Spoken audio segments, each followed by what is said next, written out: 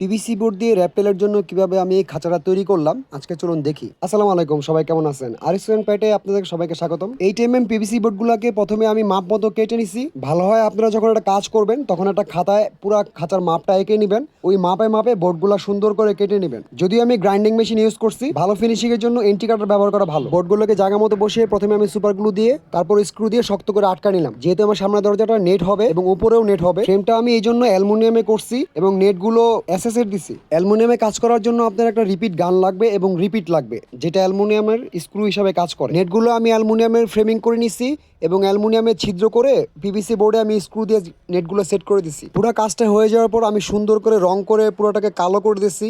এখন দেখতে অনেক সুন্দর লাগতেছে। সেটআপটা রেডি করার জন্য আমি অনেকগুলো ডালপালা নিয়ে আসলাম গাছের। সেটআপটা ন্যাচারাল দেখানোর জন্য যেভাবে ডালপালা দিলে দেখতে ভালো লাগে আমি ওইভাবে ডালপালাগুলো সেট করতে থাকলাম। সেটআপটার পরবর্তী আপডেট পেতে আমার ইউটিউব চ্যানেলটা সাবস্ক্রাইব করে রাখবেন এবং এই সেটআপে আমি কি রাখবো আপনারা গেস করতে পারলে জানাবেন। সবাই ভালো থাকবেন।